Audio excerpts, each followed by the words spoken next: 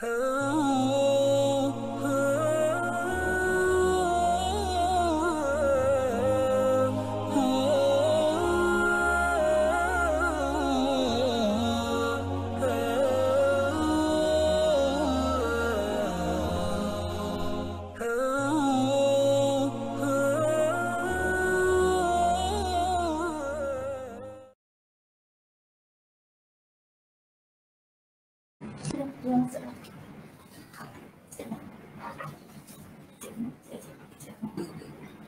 ulasan tu ni dah dia untuk soalan yang dia kupas. Assalamualaikum. Assalamualaikum. Salam. Dengar Alright.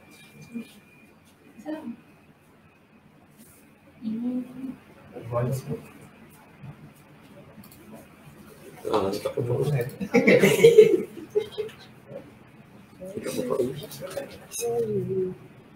Ni account lah bukan push. Sebelum ni dengan buat dengan ustaz mana pula? Sebelum ni.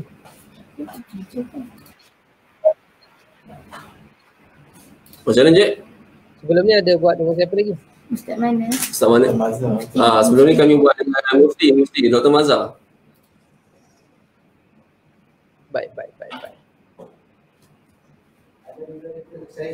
Moderator. Ada berapa soalan Datuk tanya?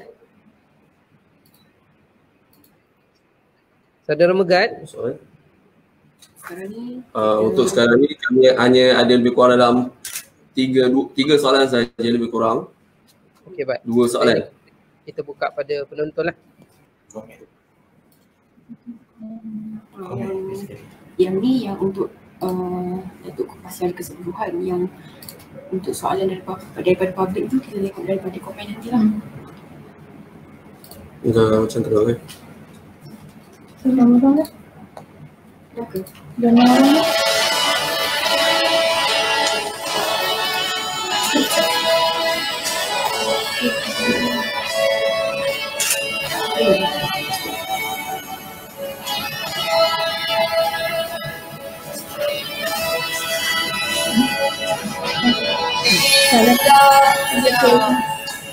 Malaysia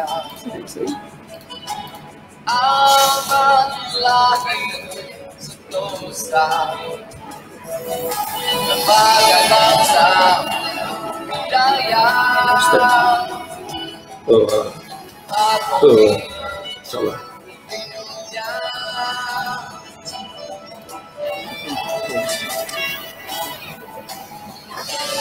kita jaga kita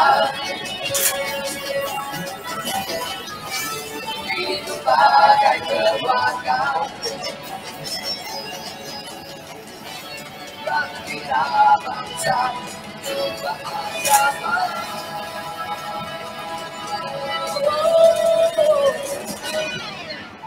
kita dan keluarga selagi sejiwa menjaga sesama saudara tetangga kita dan keluarga saling semuanya bersama bahagia tiada beza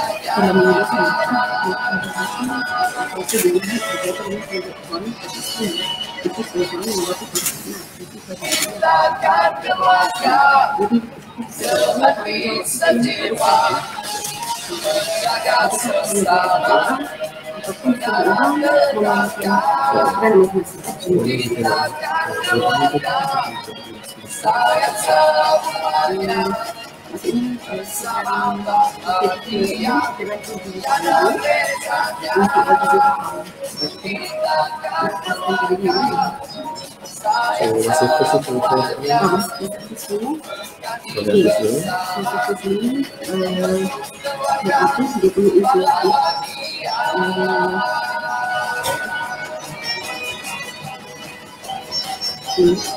ini kan informasi tu tentang ini macam apa sih? Sini kita nak informasi video. Jadi sebelum kita informasi video, kita akan untuk nampak Ternyata kita skop apa ibarat yang sebuah luas. keluarga yang Kita besar. lihat Kita saling bantu-membantu ketika zaman susah. Kita jaga keluarga kita. Kita jaga jiran kita. Kita jaga masyarakat kita. Baik kita di kampung, di kawasan perumahan, di kondominium, di rumah flat, kita jaga kita.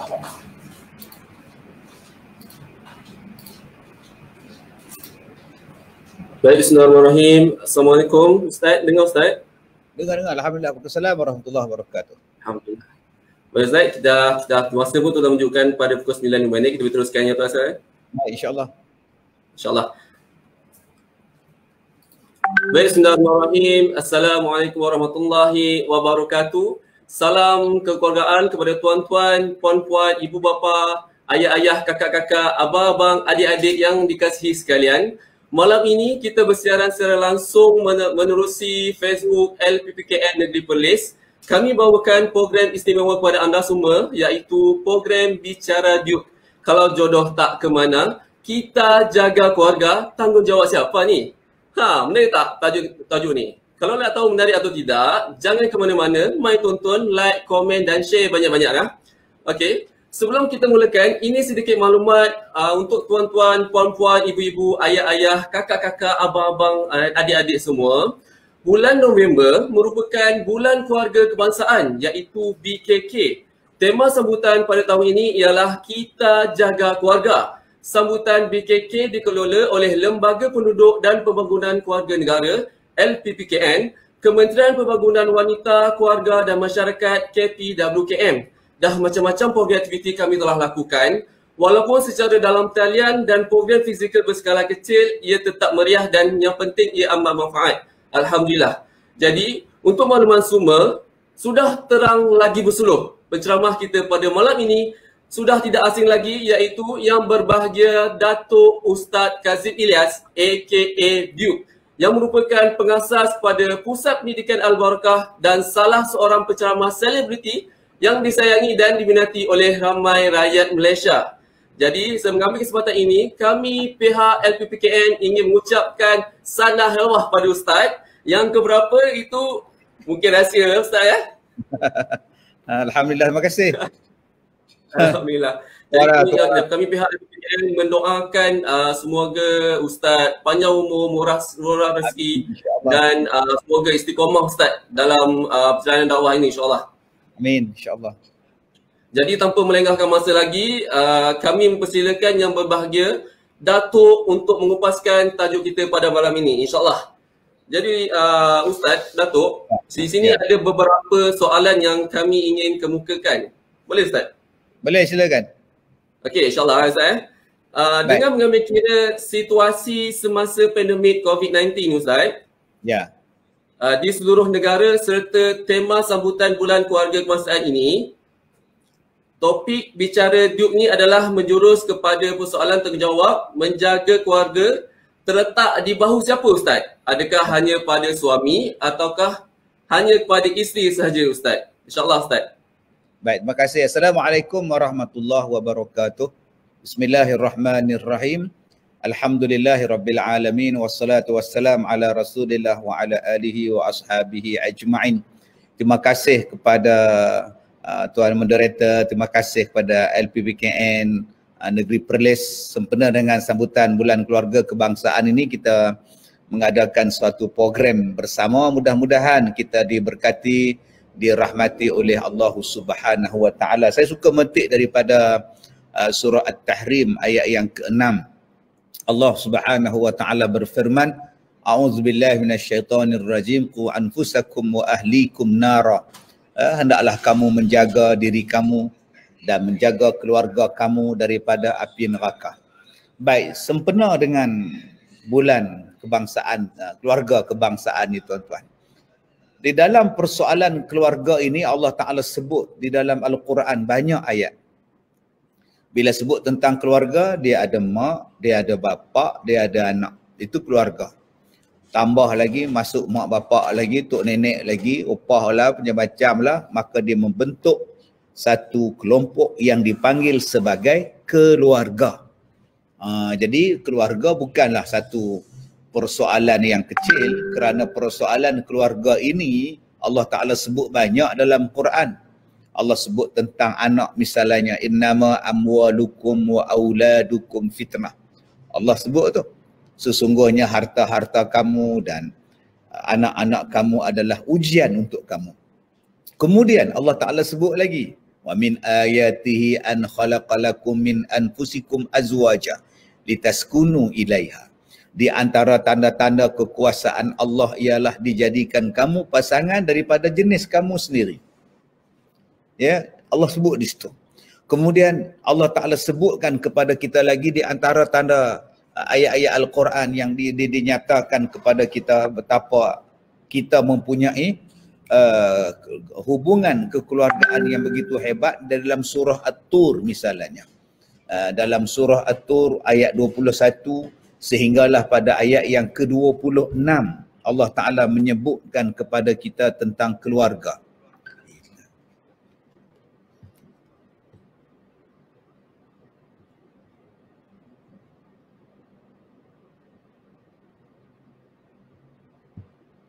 Okey, hilang pula kan.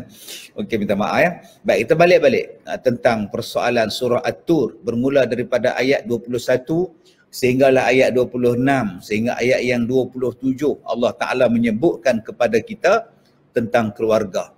Bukan setakat keluarga itu ada perkaitan di dalam dunia, perkaitan tentang keluarga ini sampailah di dalam syurga.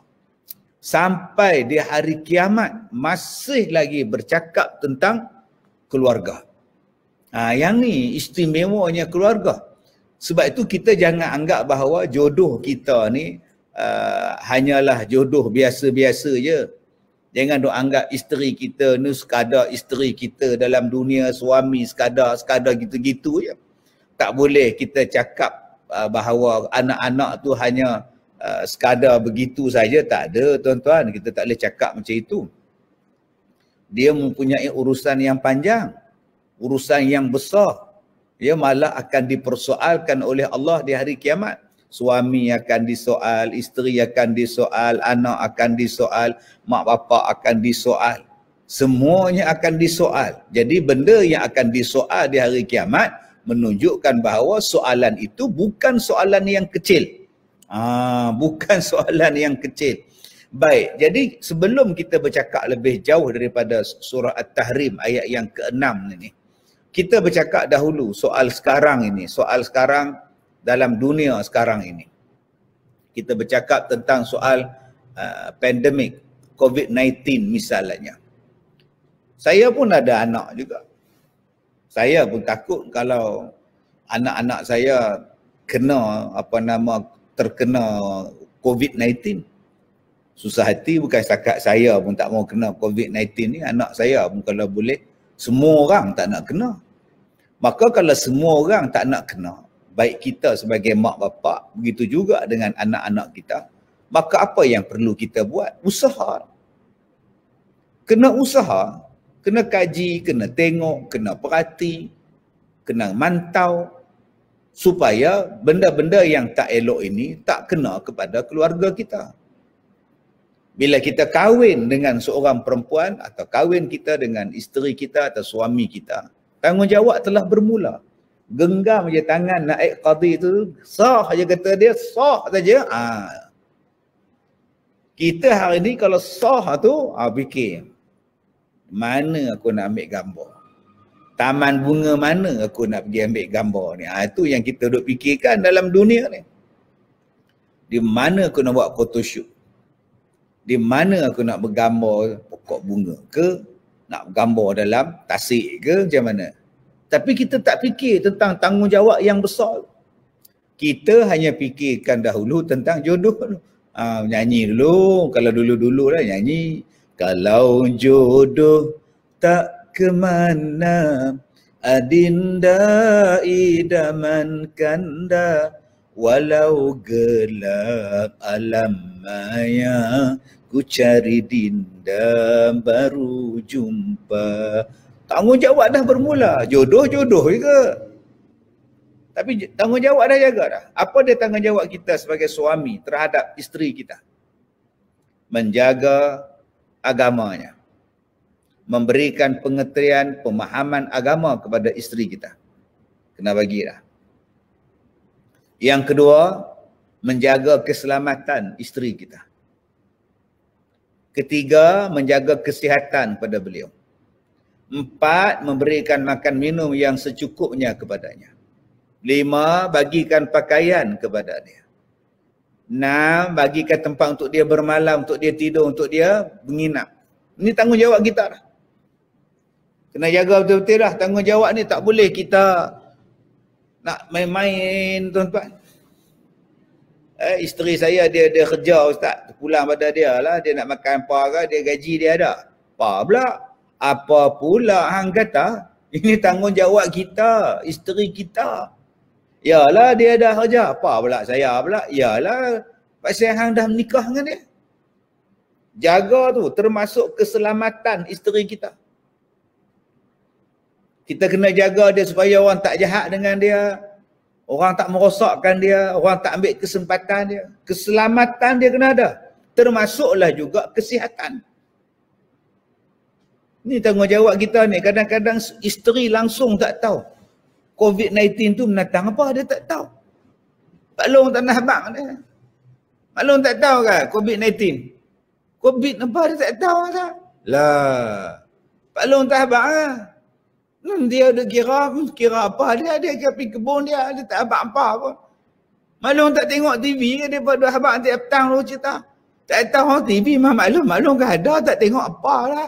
Nampak tuan-tuan. Ni cerita di mana tak tahu lah. Pak Long tak abang kat maklum. Kena cerita dekat dia.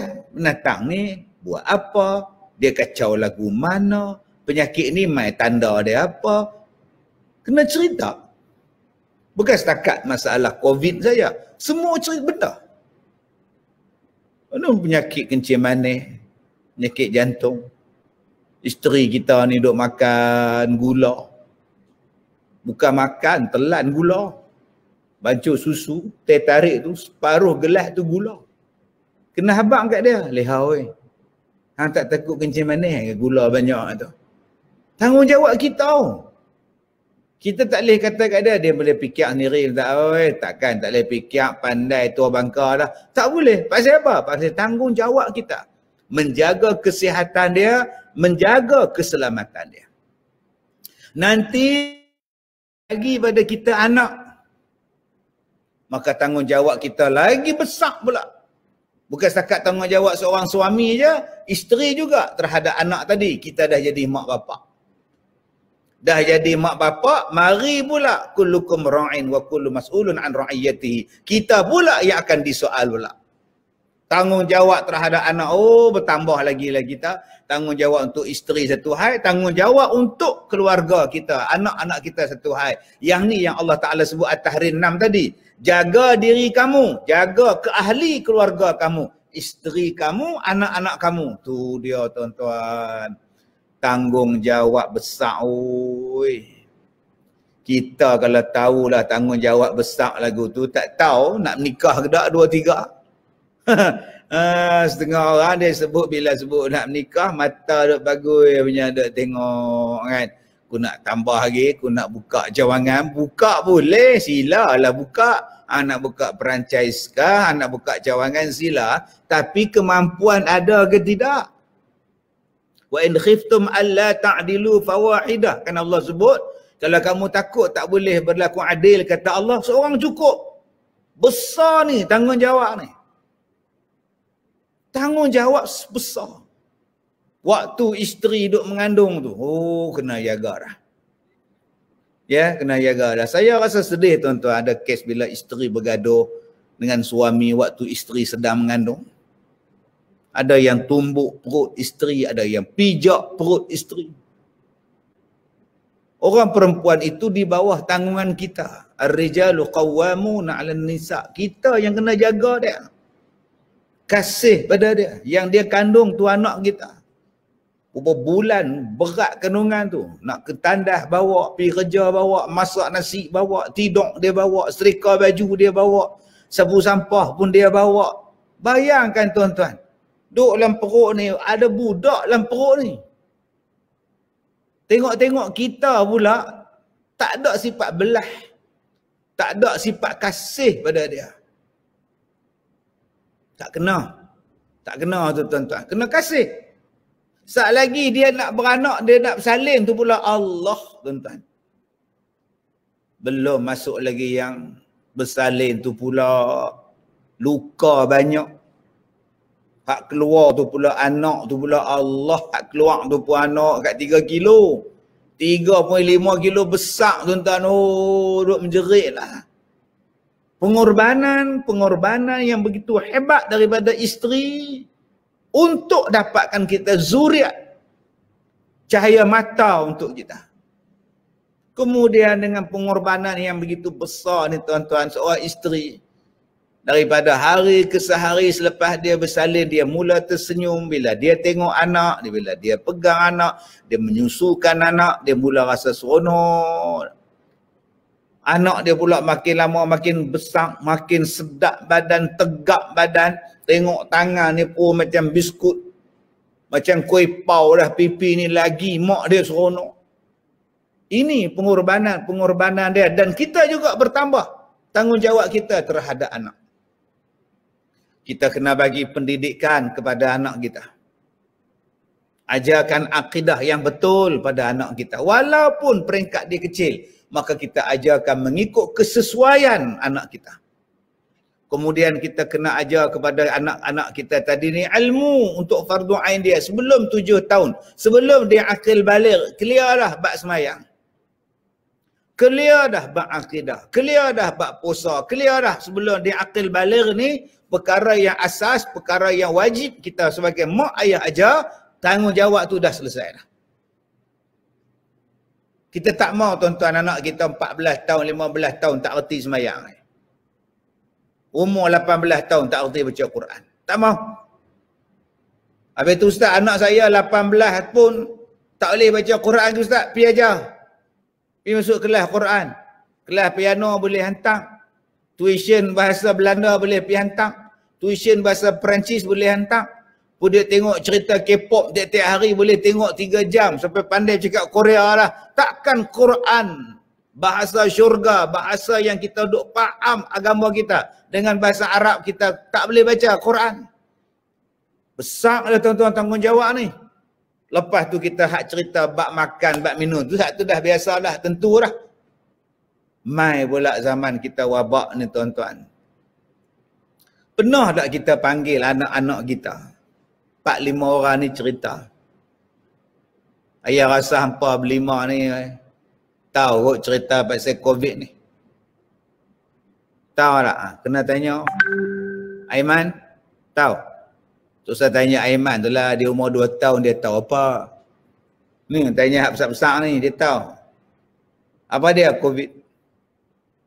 Cerita kat dia macam mana boleh merebak. Macam mana dia ni boleh kena. Dan apa tanda boleh kena. Cerita dulu. Sebab kalau kita nak tunggu anak-anak kita ni dia tengok televisyen tuan-tuan, dia tak tengok ah. Dia tengok game. Dia duk main game, dia duk main PS5. PS3, betul PS5. Ha.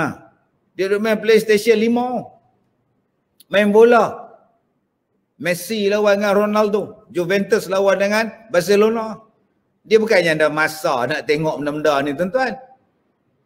Budak zaman lah ni bukan macam kita dulu, betul duk menghadap TV. Lah dia tak tengok TV, duk menghadap handphone. Dia duk menghadap TikTok.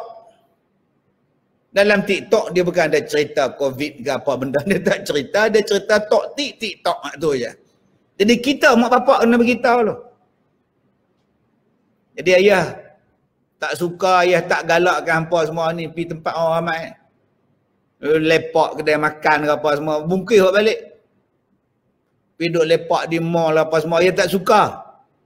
Benda tu jadi macam-macam benda balik. Yang ni yang kita kena bagi tahu. Walaupun kita kata budak tu cuti, universiti cuti. Semua mengaji online di rumah. Walaupun dia pelajar universiti sekalipun, dia bukan kadang-kadang makan ambil kisah. Dia duduk lepak dengan kawan dia. Sebab itu tuan-tuan, kita Kena ambil tahu tentang keluarga kita. Kena ambil tahu sungguh. Pi ke mana hampa ni? Balik ke Eropah awaknya lambat sikit. Awak lambat sangat hampa ni. Jadi bila kita faham bahawa budak-budak ni selalunya mereka boleh lepak kedai mamak, kadang lepak sana, lepak sini. Tiba-tiba mai COVID macam ni, dikurangkan hak nak jumpa kawan. Memang boring. Maka kita lah tuan-tuan yang mengisi, yang mencari jalan macam mana nak mengisi anak-anak yang tak sekolah ni. Di rumah saya anak pun tak sekolah. Apa nak buat dengan mereka ni? Mereka belajar online. Ada yang periksa online. Masing-masing duk menghadap telefon, masing-masing duk menghadap komputer semua. Kita masuk bilik tengok, yang ni bilik-bilik ni tengok, yang ni hampa ni nak buat apa? Online saya. Ada kelas ya.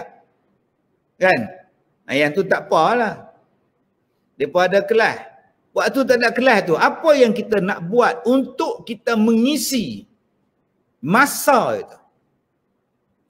Inilah dia tuan-tuan, tanggungjawab kita. Hari ni hari Ahad, hari Sabtu cuti. Saya buat tuan-tuan.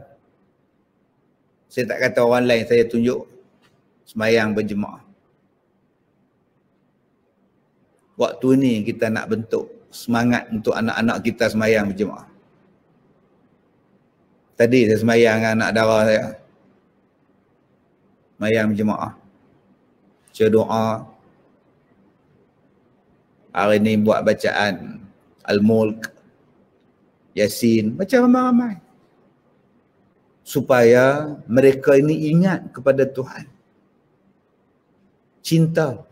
Isi masa lapang pada benda yang berfaedah. Jadi tuan-tuan yang saya hormati, itu peringkat pusingan yang pertama untuk program kita bersama dengan ya. Ustaz, Alhamdulillah. Jadi saya harap semua penonton di Facebook sekarang yang tengah melihat kita secara live mengambil manfaat dan juga nasihat yang telah Ustaz berikan. Jadi Ustaz, untuk soalan yang seterusnya Ustaz, boleh Ustaz? Ya. Baik, untuk soalan yang seterusnya Ustaz. Skop tanggungjawab yang telah Ustaz uraikan tadi juga luas. Jadi boleh jadi tanggungjawab dalam menyediakan nafkah zahir dan batin kepada ahli keluarga dilihat berkaitan dengan tanggungjawab suami kepada isteri, isteri kepada suami, bapa kepada anak-anak, ibu kepada anak-anak dan anak-anak kepada kedua ibu bapa. Jadi boleh Ustaz berikan uraian Ustaz berkaitan itu. Baik, terima kasih. Islam adalah agama yang mencakupi segala dia. Segala kehidupan dalam dunia ni, Islam lah yang paling sempurna sekali. Sebab itu Allah Ta'ala berfirman, ya ayyuhalladzina amanu dukhulu fis-silmi kaffah. Wahai orang yang beriman, masuklah kamu ke dalam Islam secara keseluruhannya. Wala tattabi'u khutuwatis syaitan innahu lakum aduwwum mubin. Kamu jangan ikut syaitan. Dia musuh kamu yang paling nyata. Mana ada tuan-tuan satu sistem yang mengajar kepada kita, sistem keluarga yang begitu sempurna macam Islam. Sebelum nak kahwin, Nabi ajar macam mana jodoh yang terbaik. Nabi ajar. Kemudian dia ajar pula macam mana yang dikatakan syarat, yang dikatakan bertunang. Bila dah bertunang, boleh tak pergi minang, boleh tak pergi menikah dengan orang lain, dia ajar tu. Kemudian dia ajarkan pula kepada kita macam mana nak menikah. Cara akad nikah tu lagu mana? Ada hantaran mas kahwin, ada saksi apa semua, dia cerita. Kemudian masuk saja bergelar sebagai suami isteri, tanggungjawab pula dibahagi-bahagikan. Yang ni yang Allah Ta'ala sebut dalam surah An-Nisa. Satu dalam Al-Quran tu ada satu surah An-Nisa tuan-tuan. Daripada awal surah An-Nisa tu kalau kita lihat tuan-tuan, cerita bab keluarga. Cerita bab pembahagian harta, cerita bab tanggungjawab terhadap membela anak-anak yatim, tanggungjawab seorang suami kepada isteri dia, semua dia aja. Lengkap tuan-tuan. Kemudian kalau rasa tak puas hati dengan suami apa nak buat, rasa tak puas hati dengan isteri macam mana nak buat, kalau boleh bercerai macam mana nak bercerai, dah bercerai datang pula hukum rujuk, habis rujuk kan tak boleh rujukkan iddah datang pula, ada pula iddah hidup, ada pula iddah mati dan sebagainya. Termasuk yang diajar kepada kita dalam sistem rumah tangga Islam ialah nafkah. Wah, subhanallah, Masya Allah. Nafkah dia aja. Nafkah zahir, nafkah batin. Saya sebagai suami, ada isteri. Isteri makan gaji tak? Makan. Bukan makan ke gaji. Makan gaji maknanya ada pendapatan dia. Kena tak bagi nafkah pada dia? Kena. Pasal apa? Pasal saya suami. Tapi Ustaz, dia dah kerja tetap Ustaz. Setiap bulan dia dapat gaji. Sama ada dia kerja tetap, sama ada dia tak kerja tetap, saya sebagai suami kena bagi nafkah pada dia. Apa dia Ustaz? Nafkah perbelanjaan dia. Makan minum dia. Habis tu saya dah beli beras kat dia, saya dah beli ikan, dah beli apa semua kat dia, beon lah, tepung lah, apalah. Ya, betul. Nafkah makan minum. Silakan. Cukup tak abang? Cukup lah kot. Jangan kira macam tu. Jangan kot banyak. Kan? Bagi cukup dia. Okey Ustaz. Duit dia Ustaz, duit. Bagi duit kat dia. Duit belanja poket dia kena bagi. Yang tadi nafkah di rumah kita. Kita bermakan sekali. Nah, leha 600 sebulan kau nak beli beras. Beras hak dia beli tu, kita makan juga. Kita pun makan. Sardin tim pun kita makan juga. Keropok lekor pun kita makan juga. Minyak apa semua kita makan juga. Minyak masak lah, bukan minyak gas. Kan? Jadi, itu tanggungjawab. Ni hak belanja poket dia pun kita kena bagi juga. Ikutlah kemampuan kita. Belanja poket, gaji kita pun 2,500. Mungkin belanja poket dia 300. Nah, dia poket 200.5 ke. Dengan 200.5 lah kok dia nak bagi kat mak dia pula. Kita kata leha ni abang bagi 200.5 nafkah. Nafkah peribadi abang kat hang. Ya Allah abang, tak apalah. Leha ada duit. Leha sedekah kat abang balik. Alhamdulillah. Alhamdulillah dengar-dengar dia bagi balik lega kan. Tapi itu hak dia. Kalau dia nak pulangkan balik, itu pun hak dia. Alhamdulillah. Dia kata abang pun tak cukup, leha sedekah kat abang pula. Janji abang bagi leha kerja je dekat LPPKM Perlis lega dah rasa. Tak apalah. Kan? Satu nikmat tu akak-akak jangan sombong sangat. Yang suami izinkan kerja tu pun syukurlah. Jangan duk belagak dengan suami tu. Abang tu apa. Kalau dia tak bagi kita kerja macam mana? Dengan sebab dia bagi kita kerja tu lah lega. Maka dia bagi tu pun ikut kemampuan dia. Okey? Janganlah gaji suami 2,500 kita minta sebulan 3,000 melengkung lah hamba Allah tu. Silat-silat dia jual, sekali lagi dia jual daun ketum tu. Buat. Ya, daripada halal tu kerja dia haram, sekali lagi ikut. Ikut kemampuan. Jadi tuan-tuan, jadi hak 200.5 tadi ni terpulanglah kepada si isteri tadi nak buat apa? Nak main kutu ke? Setengah orang main kutu. Main kutu pula dah. Orang kita main kutu ni lah. Bagi ni bulan depan, bagi bulan depan. Orang duk tanya Ustaz lagu mana main kutu. Boleh. Tapi ada syarat-syarat dia. Dia ada undang-undang yang berkaitan dengan undang-undang negara pun kena tengok dah juga. Boleh ke tak boleh. Kan panggil pengubahan wang haram pula. Yang kedua tengok pada hukum syarak juga. Tak ada unsur riba, penipuan apa semua. Panjang cerita ni. Tak apalah duit dia tadi. Kemudian tadi duit makan dia, duit belanja dia. Kemudian tengok pakaian dia. Itu pun tanggungjawab kita bang. Itu yang saya kata tadi berat yang kita menikah ni. Daripada hujung rambut isteri tadi nu sampai ke stokin dia. Bila isteri kata abang lo serekuk ni koyok abang weh. Tak payah pakai serekuk dah. Nyemok amboi senang cakap. Bila isteri kata abang serekuk ni koyak. Duk Sat, abang pergi beli. Dia pergi beli kedai RM2 tu. 10 dia beli. Mewah Tu isteri tanya pula, ni apa hak koyak nak buat apa? Hang simpan kat dapur. Buat tapis kopi. Kalau jiran mai tapis dengan tu, berminyak kopi. Dahsyat. Dahsyat tuan-tuan. Jangan buat naya macam tu lah. Dosa. Ustaz Kazim ajak, saya melawak ya. Nak cerita apa? Nak cerita bahawa tanggungjawab pakaian dia. Itu tanggungjawab dia berpakaian. Macam mana pula? Pastikan dia menutup aurat. Baju dia kadang menutup aurat tapi mengikut bentuk badan, tak cantik ke? Kadang kita kata dah tutup lah tapi ketat, dia balut macam nangka. Tu pun tak boleh juga. Jangan jadi tabarruj pula. Oh berat tuan-tuan. Kena jaga sungguh ni. Sebab kita tak nak kita dan kita tak nak ahli keluarga kita dihumban dalam neraka dengan sebab benda-benda itu. Kemudian datang lagi tuan-tuan, tengok rumah pula. Tanggungjawab itu dipanggil sebagai nafkah zahir.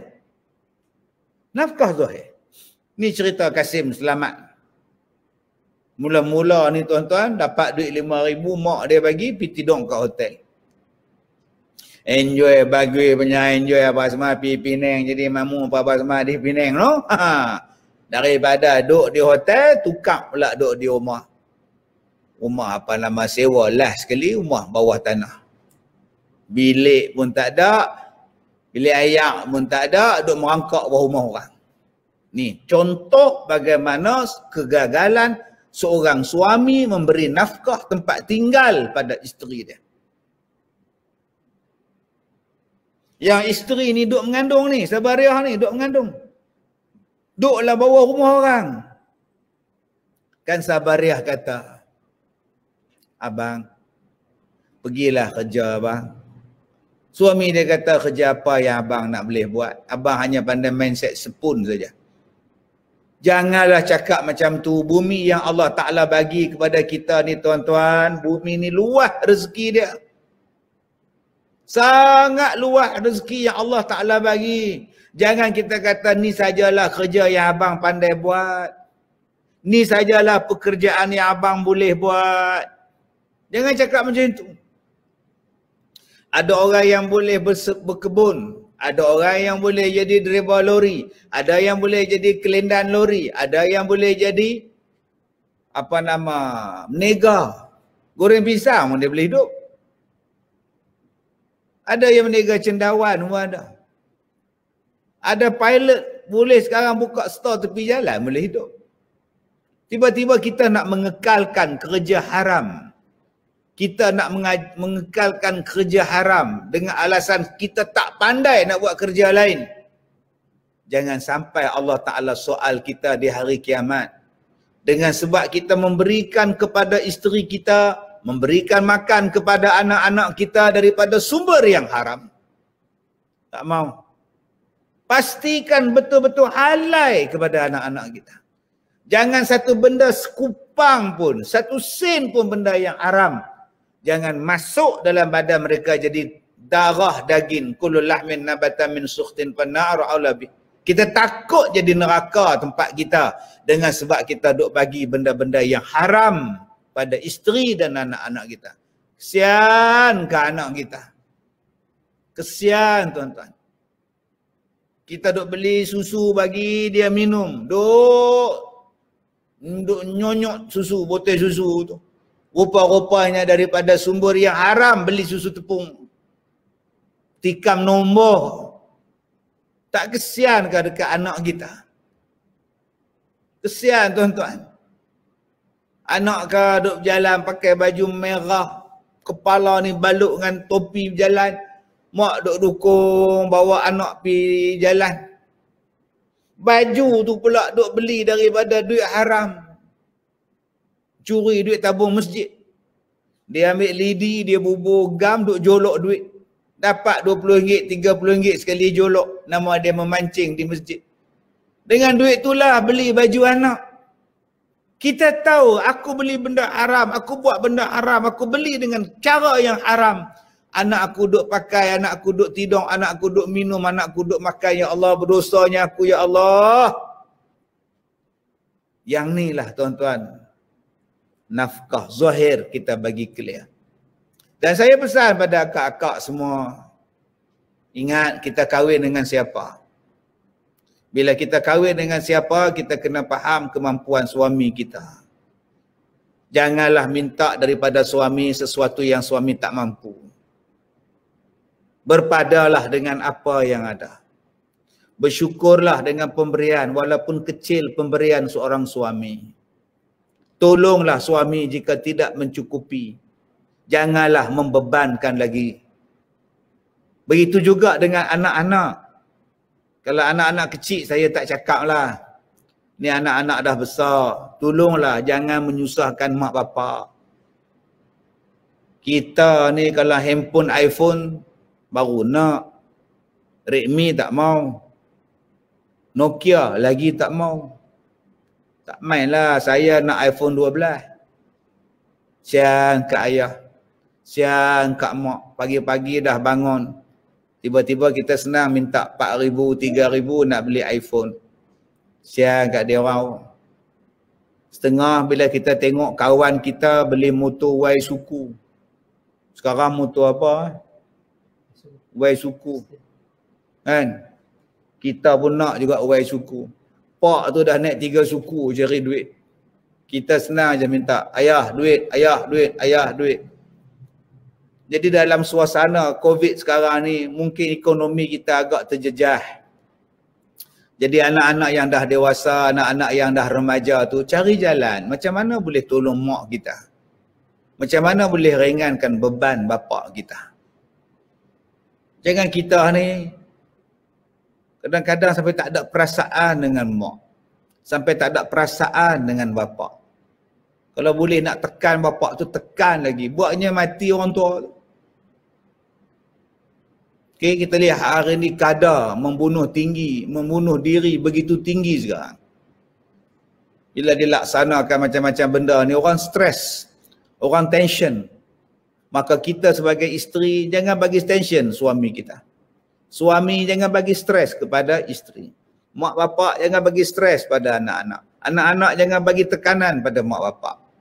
Kita kena menyeimbangkan, kena pandai mensesuaikan keadaan sekarang. Kalau dulu kita hidup bermewah-mewah, sekarang tak boleh dah. Kalau dulu kita tak kisah, sekarang kena kisah dah. Kalau dulu kita nak apa pun kita boleh suruh suami kita, bapak kita pergi cari, sekarang tak boleh dah. Kita kena ingat bahawa keadaan sekarang berbeza. Maka kena hidup cara yang baru. Sistem, keseronokan, percutian, makan, minum dan sebagainya.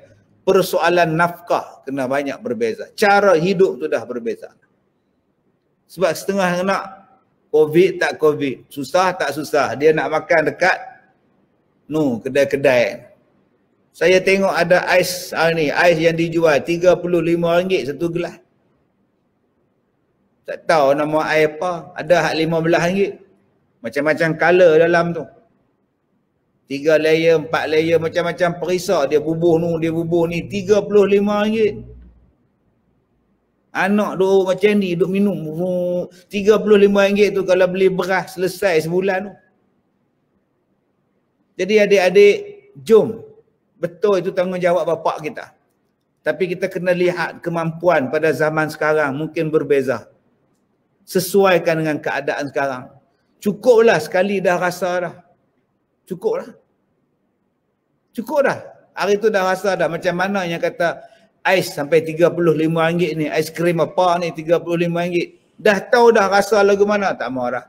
RM35 ni buat benda yang bermanfaat. Begitu juga dengan nafkah batin. Ya, pembahagian yang kedua. Orang selalu sebut tentang nafkah batin.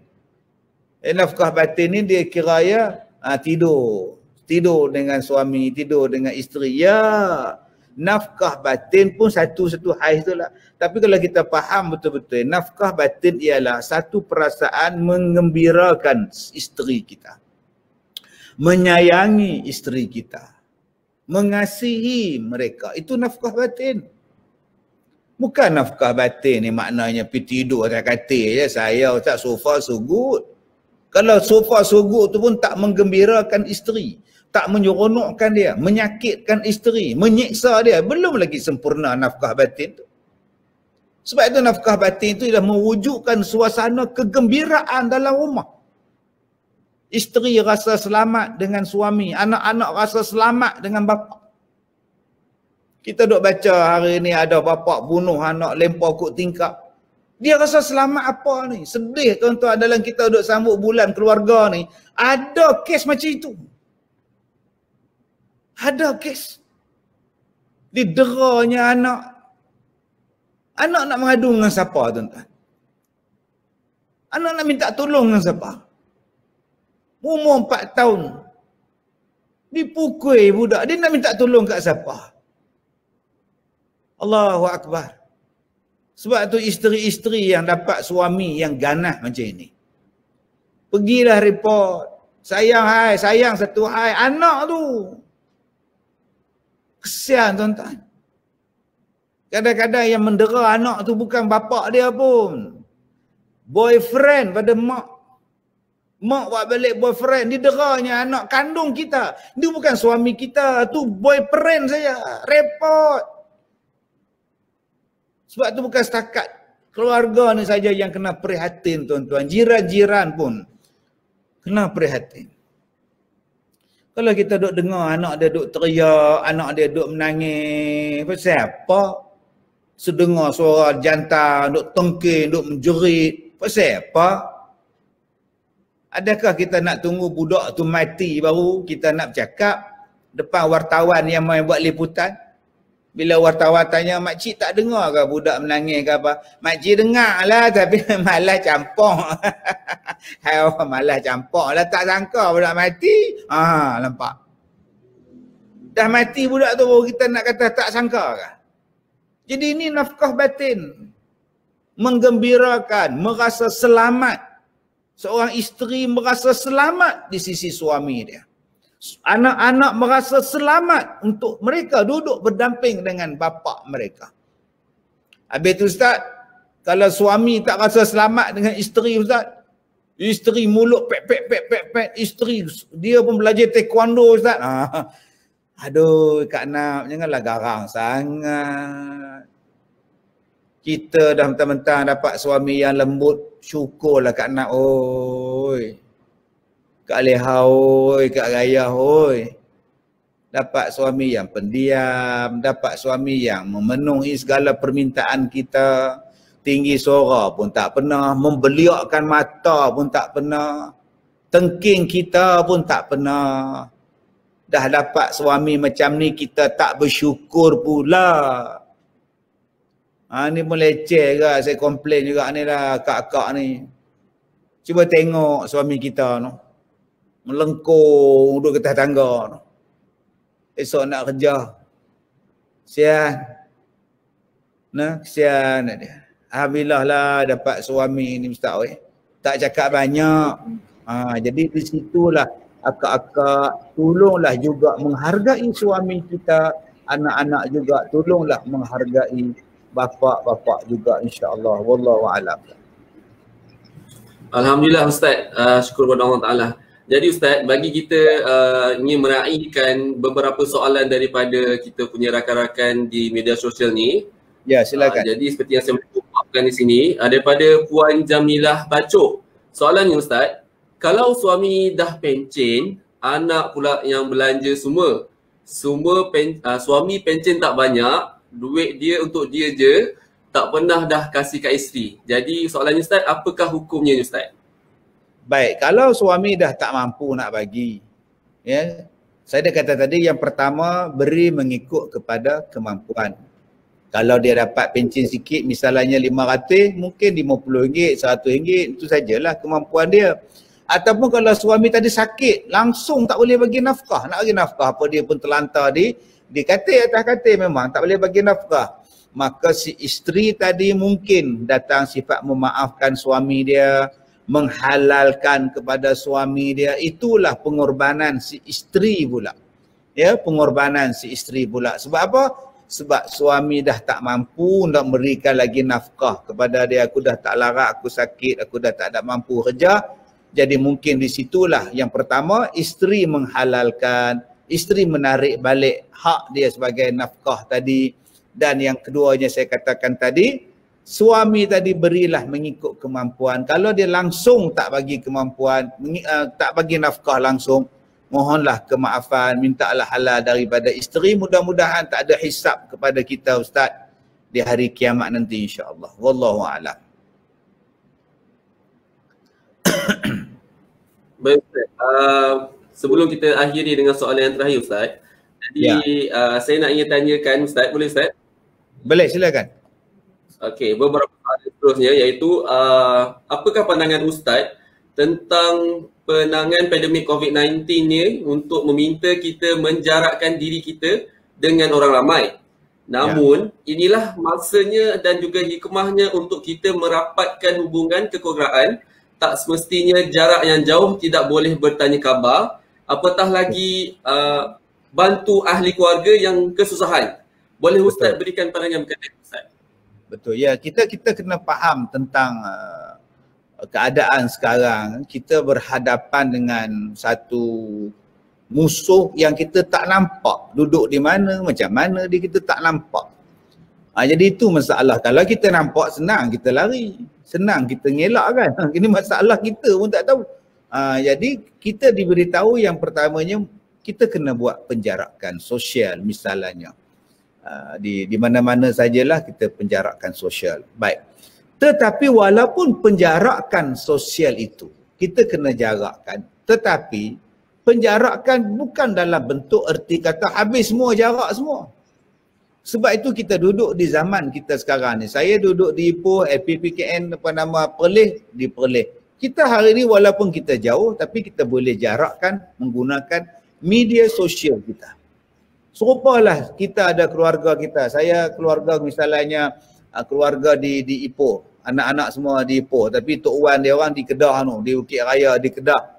Mereka boleh gunakan video call. Dan saya tengok bila dia orang gunakan keluarga tu, Zoom meeting semua ni, keluarga ni. Semua adik-beradik dia, tok nenek dia semuanya duduk sekali. Anak-anak saudara semua ada sekali. Jadi teknologi ni kita kena ada juga. Okay, kena ada. Walaupun kita sekarang, kita kata dah tak boleh nak ziarah, PKP lah, kena buat rentah negeri semua. Jangan jadikan itu alasan untuk kita memutuskan perhubungan kita dengan keluarga kita, dengan kawan-kawan kita, masyarakat kita. Jangan ada. Mesti ada tuan-tuan. Sebab kita keluarga. Kita pun nak tahu perkembangan keluarga kita.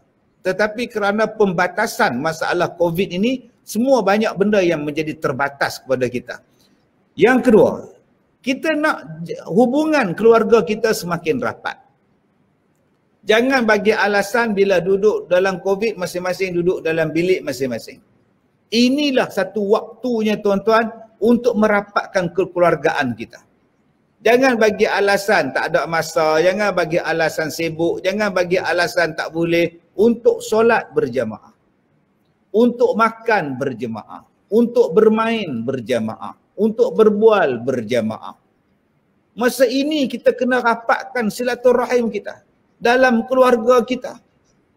Di sini dia nak memberi gambaran kalau jadi sesuatu yang sampai awal-awal dulu ialah keluarga.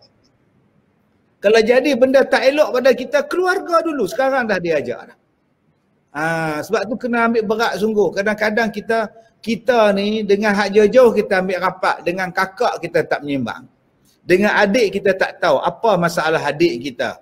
Dengan adik laki-laki kita buat musuh pula. Tak cakap pula. Dengan kakak kita buat tak cakap pula. Ini satu benda yang sangat dikesalkan bila berlaku perang dingin dalam rumah tangga. Dalam bentuk keluarga sendiri perang dingin. Bila kakak makan, adik lari. Bila adik lari, kakak pula makan. Kenapa jadi macam tu? Tak naklah adik-adik tolong. Tu darah daging kita, tu kakak kita, tu abang kita. Rapatkan silaturahim. Eratkan silaturahim. Kalau ada clash, kalau ada pertikaian, kalau ada benda-benda yang mengguris perasaan, selesaikan cepat-cepat. Jangan kita biarkan panjang-panjang. Sebab kita hari ini segala-galanya kongsi. Mungkin adik-adik sekarang tak merasa perkongsian zaman kami dulu-dulu. Zaman tak ada elektrik. Berpasang pelita. Pelita duduk di tengah-tengah rumah. Semuanya duduk menghadap pelita buat kerja sekolah. Dengan pelita itulah menyala lampu buat kerja sekolah. Masa tu hubungan kami rapat. Kadang-kadang makan nasi pelita di tengah, lauk di tengah-tengah tu, makanlah tuan-tuan. Hanya pelita. Saya rasa ramai penonton-penonton FB kita yang macam itu. Tidur ramai-ramai dekat ruang tamu. Besok mak jemur tilam dekat tingkap. Anak-anak pergi sekolah. Macam itulah rapatnya. Sebab apa? Sebab gelap, tak ada elektrik. Sebab apa? Sebab tak ada air lagi masa itu susah. Hubungan cukup rapat. Tetapi sekarang bila elektrik seorang satu dalam bilik, kipas angin seorang satu dalam bilik, tali besen pun ada seorang satu dalam bilik, masing-masing buat hai masing-masing. Jadi inilah yang kita kena ubah balik. Tanggungjawab kita mak, tanggungjawab kita bapa, macam mana kita nak mengeratkan keluarga kita dalam suasana kemodenan ini, bergantung kepada kebijaksanaan kita. Kita gunakan cara Islam, gunakan pendekatan jamaah yang diajar oleh Rasulullah kita. Duduklah di zaman apa sekalipun. Tetapi bila kita menggunakan cara Rasulullah sallallahu alaihi wasallam, insya-Allah kita boleh membentuk keluarga yang bahagia. Macam sahabat-sahabat Nabi sebut, bila budak-budak tadi kecil, anak-anak kecil, mungkin kita timang dia, kita dukung dia, kita kasih pada dia, kita sayang pada dia. Kemudian bila budak tadi dah mencapai peringkat dia budak boleh berlari, main sana, main sini, maka kita mak bapak pun kena main dengan dia. Badminton sekali, jogging sekali, naik basikal sekali, main bola sekali. Bila anak kita dah mencapai tahap dewasa, remaja, kita hendaklah menjadi kawan mereka. Jadi kawan pada mereka. Beginilah tuan-tuan, kita membentuk keluarga kita, insya-Allah mudah-mudahan menjadi keluarga sakinah, mudah-mudahan menjadi keluarga contoh yang terbaik. Wallahu a'lam. InsyaAllah, alhamdulillah, syukur Ustaz. Jadi kita pun telah berlangsung selama 56 minit Ustaz, alhamdulillah. Jadi sempat untuk satu lagi soalan Ustaz? Last boleh, soalan tuan. Okey, untuk malam ni last soalan. Permintaan daripada kita punya rakan Facebook juga, dia kata jangan lupa nanti Ustaz nyanyi sikit. Jadi Ustaz Jadi soalannya Ustaz, apa kata nasihat Ustaz kepada pasangan suami isteri dan juga anak-anak dalam mengawal stres berhadapan dengan pandemik COVID-19. Dan dalam masa sama juga Ustaz, boleh tak Ustaz sharekan beberapa doa pengikat kasih sayang dalam keluarga Ustaz? Baik. Alhamdulillah, terima kasih.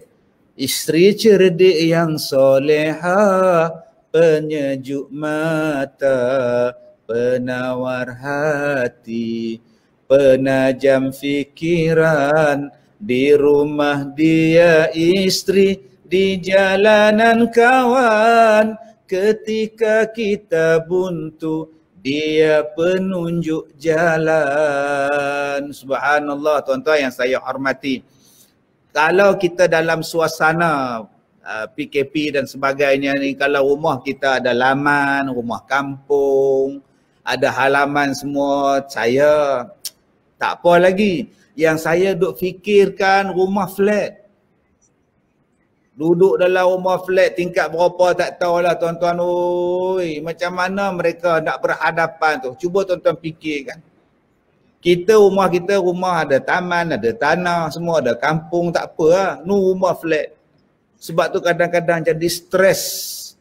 Maka banyaklah orang bila nak hilangkan stres tu yang pakai baju kelawar, isteri dia pakai duk menyanyi, kan, anak beranak nak hilangkan stres.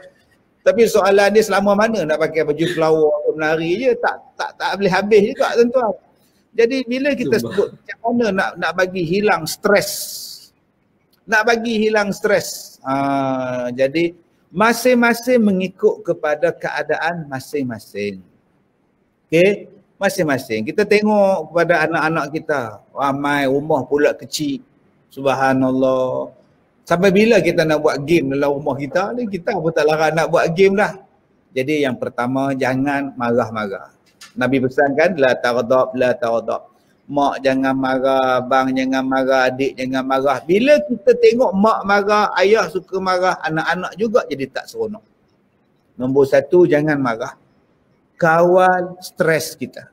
Jangan marah, jangan maki, jangan sebut bodoh, jangan sebut tak guna, jangan. Nombor dua, kita gunakan masa ini untuk tuan-tuan bangun sembahyang malam. Kerana orang yang bangun sembahyang malam ni tuan-tuan pernah berlaku kan pada Rasulullah kan, bila Rasulullah ni ada masalah, ada gangguan dan sebagainya daripada musuh-musuh Islam, Rasulullah mengejutkan anak-anak Rasulullah, isteri Rasulullah tadi ni sembahyang malam. Disuruhnya sembahyang malam. Sebab orang yang sembahyang malam ni dia dapat kekuatan. Orang yang sembahyang solat malam ni tuan-tuan, dia ada kekuatan dia sendiri. Mungkin selama ini kita rasa kita tak seronok, kita fed up. Mungkin kelemahan kita ialah sebab jarang solat malam. Orang yang solat malam dia akan rasa tenang, dia akan rasa tenang jiwa dia. Sakinah jiwa dia. Yang ketiga tuan-tuan, Allah Ta'ala sebut di dalam Al-Quran, wa man yattaqillah yaj'al lahu makhraja wa yarzuqhu min haitsu la yahtasib. Allah sebut dalam ayat ini, siapa yang bertakwa, yang bertawakal kepada Allah, Allah akan keluarkan dia daripada masalah dan diberikan rezeki tanpa diduga kepada dia. Tuan-tuan, ada banyak rezeki yang Allah simpan waktu PKP ini. Dan dia keluarkan rezeki ini. Dulu dia simpan. Sekarang waktu PKPB, berapa banyak orang dapat rezeki. Jadi tuan-tuan, rezeki itulah yang kita cari. Mudah-mudahan Allah Ta'ala bagi pada kita dengan jalan apa? Dengan jalan bertakwa kepada Allah. Allah Ta'ala akan kurniakan kita rezeki-rezeki ini, termasuklah rezeki ketenangan jiwa, rezeki menghilangkan stres ini insya-Allah. Wallahu a'lam. Saya ucapkan terima kasih pada LPPKM Perlis sudi menginvite saya dalam program kita kalau dah jodoh malam ni. Terima kasih banyak-banyak. Baik, terima kasih banyak diucapkan kepada yang berbahagia Datuk di atas konsen yang penuh manfaat tadi. Begitu menarik petasan yang berbahagia Datuk mengenai beberapa peranan setiap ahli keluarga dalam menjaga kesejahteraan keluarga ketika negara masih lagi berada dalam ancaman pandemik COVID-19. Semoga apa yang telah dikongsikan kepada kita sebentar tadi dapat memberikan nilai tambah yang positif kepada seluruh anggota keluarga kita semua dalam berhadapan dengan era COVID-19 ini. Jadi kami bagi pihak penganjur FPPKN Negeri Perlis mengucapkan jutaan terima kasih kepada yang berbahagia Datuk di atas kesudian mencurahkan ilmu pada malam ini. Semoga kita dapat bekerjasama lagi pada masa yang akan datang insya-Allah Datuk. InsyaAllah. Terima kasih juga kepada semua penonton ilmu di FB Live kita pada malam ini. Sekian wabillahi taufiq wal hidayah. Assalamualaikum warahmatullahi wabarakatuh. Kita jaga keluarga insya-Allah. Terima kasih Ustaz. Terima kasih, jumpa lagi insya-Allah. Jumpa lagi insya-Allah.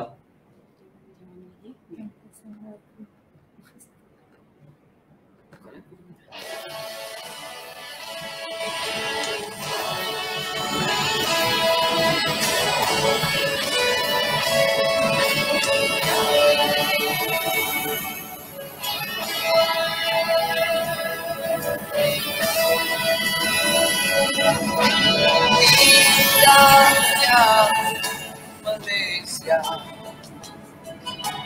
aman lagi sentosa, berbagai bangsa budaya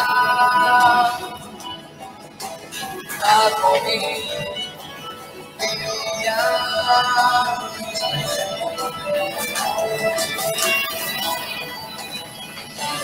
Kita jaga kita hidup bagai keluarga, kira bangsa dua agama.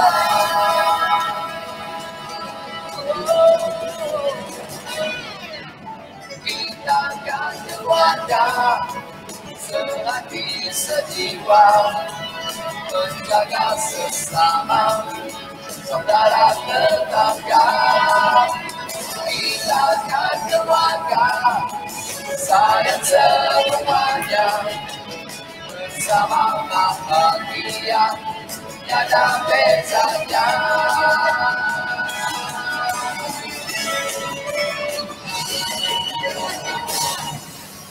Kita kan keluarga, sehati sejiwa, menjaga sesama, saudara tetangga. Kita kan keluarga, sayang semuanya, bersama bahagia, tiada bezanya. Kita akan keluarga, sayang semuanya, menyanyi bersama, membentuk keluarga bahagia.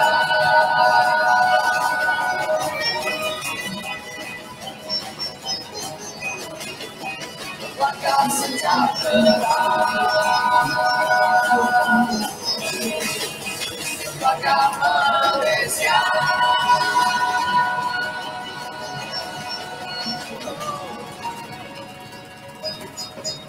Kata kita ibarat sebuah keluarga yang besar. Kita saling bantu-membantu ketika zaman susah. Kita jaga keluarga kita. Kita jaga jiran kita. Kita jaga masyarakat kita. Baik kita di kampung, di kawasan perumahan, di kondominium, di rumah flat, kita jaga kita.